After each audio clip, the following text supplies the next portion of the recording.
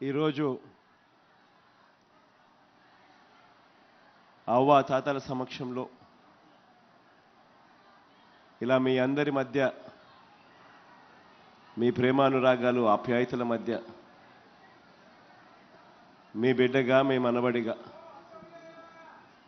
ఈరోజు మీ అందరి సమక్షంలో మీ అందరితో పాటు ఈరోజు మీతో మమేకం కావడం చాలా సంతోషాన్ని ఇస్తూ ఉంది. ఈరోజు నేను ప్రతి అవ్వను ప్రతి తాతను అందరితో కూడా కొన్ని విషయాలను ఆలోచన చేయమని చెప్పి మీ అందరితో కూడా కోరుతా ఉన్నాను. ఒకసారి మన ప్రభుత్వం రాకమునుపు, మీ బిడ్డ ప్రభుత్వం రాకమునుపు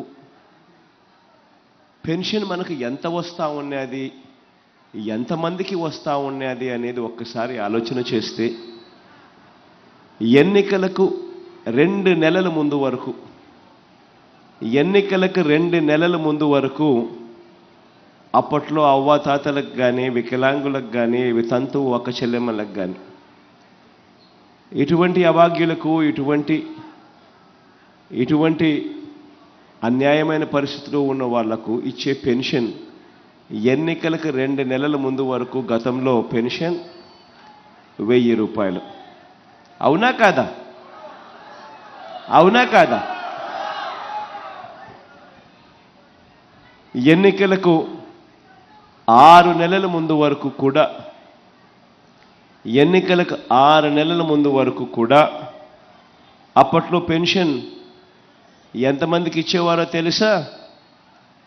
ఎన్నికలకు 6 నెలల ముందు వరకు కూడా పెన్షన్ అప్పట్లో కేవలం 39 లక్షల మందికి మాత్రమే పెన్షన్ ఇచ్చేవారు. కానీ ఈరోజు మీ బిడ్డ ప్రభుత్వంలోకి వచ్చిన తర్వాత మార్పు ఒక్కసారి చూడమని చెప్తా ఉన్నా. అప్పట్లో ప్రభుత్వానికి అయ్యే ఖర్చు నెలకు కేవలం 400 కోట్ల రూపాయలు ఖర్చు అయ్యే ఆ రోజుల పరిస్థితి అప్పట్లో ఉంటే, ఈరోజు మీ బిడ్డ ప్రభుత్వం వచ్చిన తర్వాత అవ్వాతాతల ముఖంలో చిరునవ్వులు చూడాలని, వీళ్ళెవ్వరూ కూడా ఇబ్బందులు పడే పరిస్థితి రాకూడదు అని, వీళ్ళ ఆత్మగౌరవం నిలబడాలని, పెన్షన్ల కోసం వీళ్ళు ఎక్కడికెక్కడికో తిరగాల్సిన పని ఉండకూడదని, పెద్ద క్యూలలో నిలబడాల్సిన అవసరం ఉండకూడదు అని, లైన్లలో నిలబడి తీరా లైన్లో నిలబడిన తర్వాత ఎక్కడికెక్కడికో వెళ్ళిన తర్వాత ఆఫీస్ దగ్గరికి చుట్టూ తిరిగిన తర్వాత అక్కడికి తీరా పోయిన తర్వాత ఈరోజు లేదు రేపురా అని మళ్ళీ చెప్పే పరిస్థితి రాకూడదు అని మొట్టమొదటిసారిగా దేశంలోనే బహుశా ఇటువంటి కార్యక్రమం జరగడం లేదు. మొట్టమొదటిసారిగా మీ బిడ్డ మీ గురించి ఆలోచన చేశాడు, అవ్వాతాతల గురించి ఆలోచన చేశాడు, వారి ఆత్మగౌరవాన్ని గురించి ఆలోచన చేశాడు, వారి కష్టం గురించి ఆలోచన చేశాడు. ఆలోచన చేసి అధికారంలోకి వచ్చిన వెంటనే దేశంలో ఎప్పుడూ జరగని విధంగా, దేశంలోనే ఎప్పుడూ చూడని విధంగా గ్రామ స్వరాజ్యం అంటే ఏమిటి అన్నదానికి నిర్వచనం ఇస్తూ ప్రతి గ్రామ సచివాలయంలోనూ, ప్రతి గ్రామంలోనూ ఒక గ్రామ సచివాలయం ఏర్పాటు చేయడం, ఆ సచివాలయానికి అనుసంధానంగా ప్రతి 60 ఇళ్లకు, ప్రతి 50 ఇళ్లకు, ప్రతి 70 ఇళ్లకు ఒక వాలంటీర్ను నియమించి ఆ గ్రామ సచివాలయానికి అనుసంధానం చేసి ఆ గ్రామ వాలంటీర్ ద్వారా ప్రతి ఇంటికి, ప్రతి అవ్వను ప్రతి తాత ముఖంలో చిరునవ్వును చూడడానికి ప్రతి ఇంటికి నెల 1వ తారీఖునే, అది సెలవు దినమైనా ఆదివారమైనా ఇంకొకటైనా కూడా ఈ 56 నెలలుగా మన ప్రభుత్వం ప్రతి ఇంటికి నెల 1వ తారీఖునే వచ్చి తలుపు తట్టి చిక్కటి చిరునవ్వులతో గుడ్ మార్నింగ్ చెబుతూ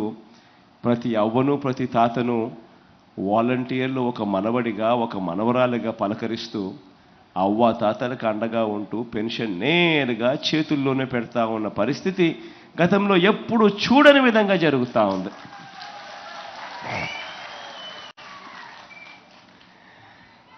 మార్పు అన్నది ఒక్కసారి గమనించమని అడుగుతా ఉన్నా.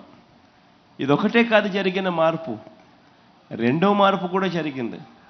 మన ప్రభుత్వం రాకమునుపు ఎన్నికలకి 2 నెలల ముందు వరకు ఆ అవ్వాతాతలకు ఇస్తా ఉన్న పెన్షన్ కేవలం అప్పట్లో 1000 రూపాయలు మాత్రమే ఇస్తా ఉన్న పరిస్థితి ఉంటే, అది కూడా కేవలం అరకొరగానే కేవలం 39 లక్షల మందికి మాత్రమే ఇస్తా ఉన్న పరిస్థితి ఉంటే, అది కూడా జన్మభూమి కమిటీలకు లంచాలు ఇచ్చుకునో, లేకపోతే జన్మభూమి కమిటీలు మీరు ఏ పార్టీ వారు అని చెప్పి అడిగి తెలుసుకొని వివక్ష చూపుతూ ఇచ్చే పరిస్థితి నుంచి మీ బిడ్డ ప్రభుత్వం వచ్చిన తర్వాత ఈరోజు అర్హత ఉన్న ఏ ఒక్కరైనా కూడా వాళ్ళు చివరకు గత ఎన్నికల్లో మన పార్టీకి ఓటు వేశారా లేదా అన్నది కూడా పక్కన పెట్టి, కులం చూడకుండా, మతం చూడకుండా, రాజకీయాలు చూడకుండా, వర్గాలు చూడకుండా, చివరికి ఏ పార్టీ మనుషులు అని కూడా చూడకుండా ప్రతి ఒక్కరిని కూడా నా అవ్వ నా తాత అని చెప్పి గుండెల్లో పెట్టుకుని చూసుకున్న ప్రభుత్వం ఏదైనా ఉంది అని అంటే అది మీ బిడ్డ ప్రభుత్వమే అని కూడా చెప్పడానికి గర్వపడతా ఉన్నా. అందులో భాగంగానే అందుకే గతంలో 39 లక్షలు మాత్రమే ఉన్న పెన్షన్దారులు ఈరోజు చూస్తే 66,34,000 మందికి ఈరోజు పెన్షన్ అందిస్తా ఉన్నాం. అది కూడా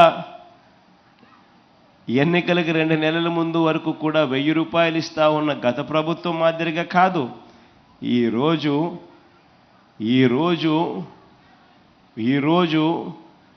ఏకంగా 3000 దాకా పెంచుకుంటూ పోయి కూడా మరి అవ్వాతాతలకు మంచి చేసే కార్యక్రమం జరుగుతూ ఉంది.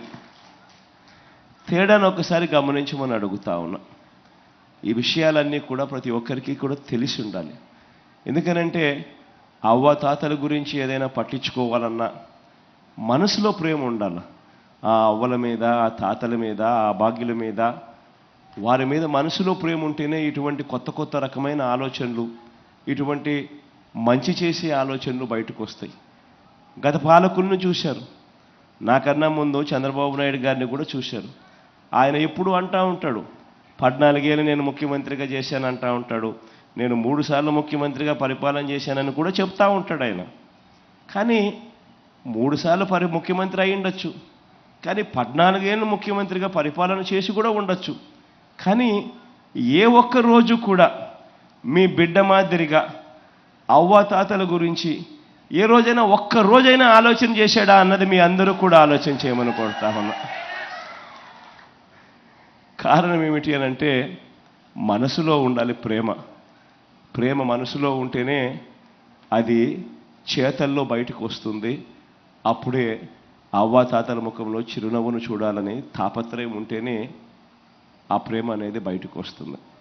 ఈ విషయాలన్నీ కూడా నేను ఎందుకు చెప్తా ఉన్నాను అని అంటే, రాబోయే రోజుల్లో మీరంతా కూడా చూస్తూ ఉన్నారు ఏ మాదిరిగా జరుగుతూ ఉన్నాయి రాజకీయాలు అనేది మీరే చూస్తూ ఉన్నారు. అసలు రాజకీయాలు అన్నది నిజంగా పాతాళానికి వెళ్ళిపోయాయి. విలువలు లేవు, విశ్వసనీయత లేని రాజకీయాల మధ్య ఈ వ్యవస్థను మార్చడానికి మీ బిడ్డ మొట్టమొదటిసారిగా అడుగులు వేగంగా వేశాడు. ఇంతకుముందు ఎప్పుడైనా కూడా ఎవరైనా కూడా మేనిఫెస్టో అని చెప్పి ఎన్నికలప్పుడు ఎన్నికల ప్రణాళిక అని చెప్పి ఒక మేనిఫెస్టో అనేది ఇచ్చేవాళ్ళు. ఆ మేనిఫెస్టో చూస్తే అబ్బో రంగురంగులుగా కనిపిస్తూ ఉంది. అవ్వలకి ఇది చెప్పేస్తూ ఉన్నాడు, తాతలకి ఇది చెప్పేస్తూ ఉన్నారు, అక్క చెల్లెమ్మలకి ఇది చెప్పేస్తూ ఉన్నారు, పిల్లలకి ఇది చెప్పేస్తూ ఉన్నారు అని రకరకాలుగా ప్రలోభాలు పెట్టే మేనిఫెస్టోలు కనిపించేటివి. రకరకాలుగా సామాజిక వర్గాలను సైతం ప్రలోభాలు పెట్టే మేనిఫెస్టోలు కూడా కనిపించేటివి. కానీ ఏం జరిగేది? ఎన్నికలు అయిపోయేసరికి ఆ మేనిఫెస్టో తీసుకొని పోయి చెత్తబుట్టలో పడేసే పరిస్థితి. ఎన్నికలు అయిపోయిన తర్వాత ఆ మేనిఫెస్టోని చెత్తబుట్టలో పడేసి కనీసం ఆ మేనిఫెస్టోలో మనం ఏం చెప్పాము, దానిని ఏ పొద్దున్న నెరవేర్చాలా లేదా అన్న ఆలోచనలు కూడా చెయ్యని అధ్వానమైన రాజకీయ వ్యవస్థ నుంచి మీ బిడ్డ అధికారంలోకి వచ్చిన తర్వాతనే ఈ వ్యవస్థను మార్చాడు.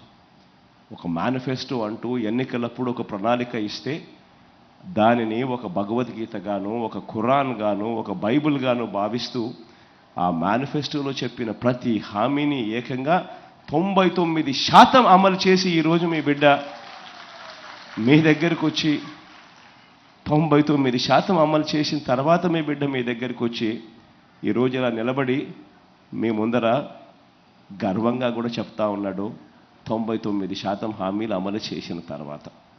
నేను ఈ విషయాలన్నీ కూడా ఎందుకు చెప్తా ఉన్నాను అనంటే, మీ బిడ్డకు అబద్ధాలు ఆడడం రాదు, మీ బిడ్డకు మోసం చేయడం తెలియదు, ఈ రెండూ మీ బిడ్డకు తెలియదు.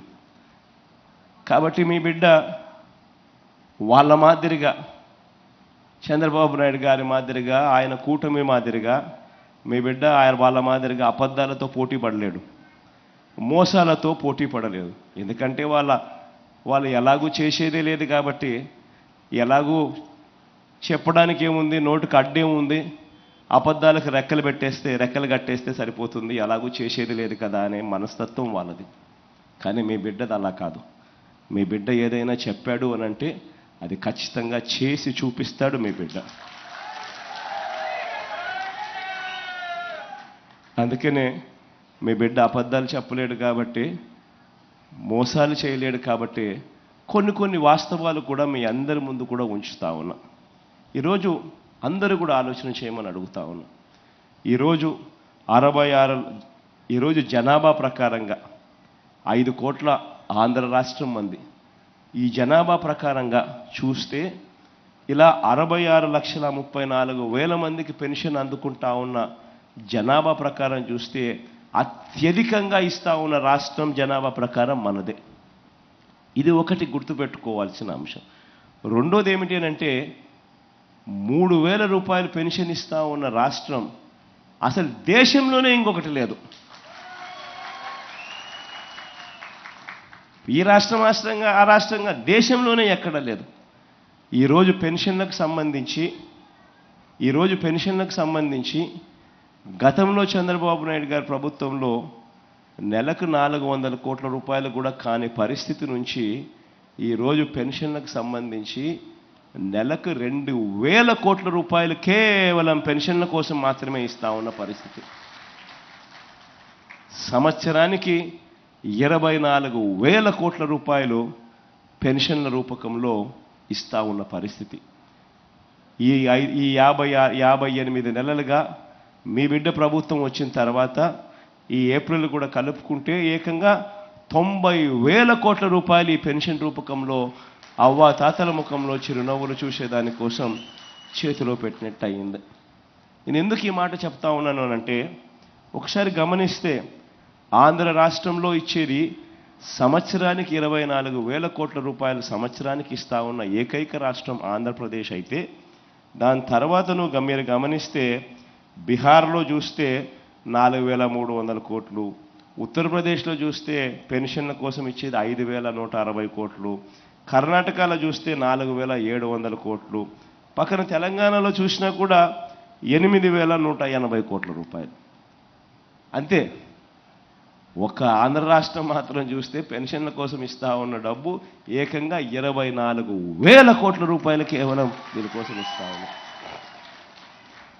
ఈ విషయాలన్నీ కూడా ఎందుకు చెప్తా ఉన్నాను అంటే, రేపొద్దున మోసం చేసేందుకు 4,000 అంటారు, 5,000 అంటారు, 6,000 అంటారు. ఇంకా అవసరమైతే మోసం చేయడానికి ఎలాగూ చేసేది లేదు కాబట్టి ప్రతి ఒక్కరికి 8,000 కూడా అంటారు. కానీ వాస్తవం ఏమిటి అంటే, ప్రతి ఒక్కరూ గుర్తుపెట్టుకోండి, ఏదైనా కూడా చేసేవాడు ఎవడైనా ఉన్నాడు అనంటే, మంచి చేసే మనసు ఎవరికైనా ఉంది అనంటే, నేను ఈరోజు గర్వంగా కూడా ఒక మాట అయితే మీ అందరికీ ఒక మాట అయితే ఇస్తా ఉన్నా. మేనిఫెస్టోలో నేను చెప్పినా చెప్పకపోయినా, ఎందుకనంటే చేయగలిగింది నేను చెప్పాలి, చేయలేనిది నా నోట్లో నుంచి రాకూడదు, నేను చెప్పకూడదు, చేయగలిగిందే చెప్పాలి. కానీ నేను మేనిఫెస్టోలో చెప్పినా చెప్పకపోయినా ఈ 58 నెలల పాలన చూస్తే చాలా కనిపిస్తాయి మీ అందరికీ కూడా. నేను చెప్పనివి చాలా చేసినవి అన్నీ కూడా మీ అందరికీ కూడా కనిపిస్తాయి. మీ అందరికీ కూడా ఒక్క విషయం మాత్రం నేను హామీ ఇస్తా ఉన్నా, ఏదైనా ఎక్కడైనా ఎవరైనా కూడా పేదలకు కానీ, అవ్వాతాతలకు కానీ, పిల్లలకు కానీ, ఇటువంటి ఏ సెక్షన్స్కైనా కూడా మంచి చేసే విషయంలో జగన్తో పోటీ పడే నాయకుడు ఈ దేశంలోనే ఎక్కడ ఉండడని మాత్రం చెప్తా ఉన్నా. వెసులుబాటును బట్టి అవకాశం ఉంటే మాత్రం ఎక్కడా కూడా మీ బిడ్డ తగ్గడు. అవ్వాతాతల విషయంలో మరీ ముఖ్యంగా అసలు తగ్గే అవకాశము, తగ్గే పరిస్థితి అసలు ఉండదని కూడా చెప్తా ఉన్నా. ఈ విషయాలన్నీ కూడా మీ అందరికీ ఎందుకు చెప్తా ఉన్నాను అని అంటే 2014లో ఏం జరిగింది అన్నది కూడా మీరందరికీ కూడా తెలిసి ఉండాలి. గతంలో ఇదే చంద్రబాబు నాయుడు 2014లో మీకు గుర్తుందే ఉంటుంది. నా సిద్ధం సభలు చూస్తూ ఉన్నారా, టీవీలలో అన్న చూస్తూ ఉన్నారా మీరంతా? నా సిద్ధం సభల్లో నేను చెప్పే మాటలన్నీ కూడా, నా సిద్ధం సభల్లో నేను మాట్లాడే మాటలన్నీ కూడా మీరంతా ఒకవేళ నిజంగా చూస్తూ ఉండింటే టీవీలలో, చూసే వాళ్ళందరూ చేతులు ఒక్కసారి పైకి ఎత్తండి. చూసేవాళ్ళు మాత్రమే, చూసేవాళ్ళు మాత్రమే.